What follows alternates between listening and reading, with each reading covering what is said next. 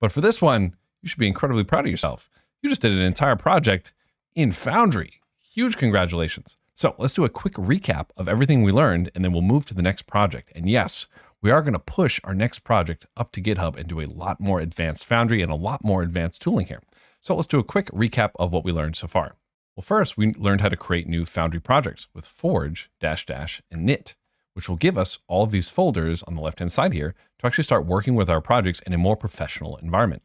We learned about some of the basic Foundry commands, such as cast, anvil, and forge. Forge is used for compiling and interacting with our contracts. Cast is used for interacting with contracts that have already been deployed. And anvil is used to deploy a local blockchain, similar to Ganache, which is another local blockchain that we worked with. We learned that whenever we send a transaction on our MetaMask, we're actually making an HTTP post request to this RPC URL. And we can also take an RPC URL from a node as a service like Alchemy and use it to actually send transactions from our Foundry projects.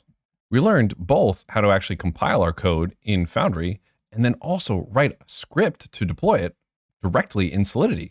We've learned some very basic information about keeping our private keys safe.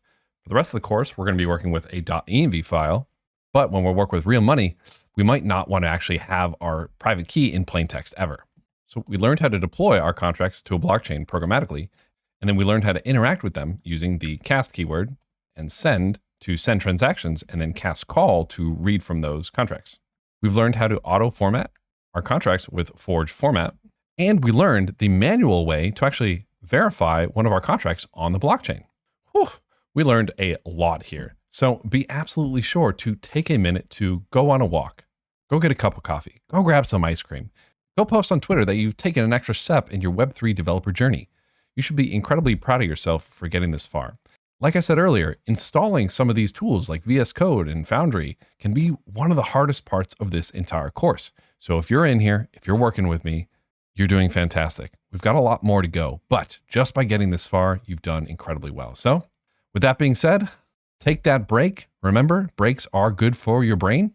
Take that break, and we'll see you in the next one.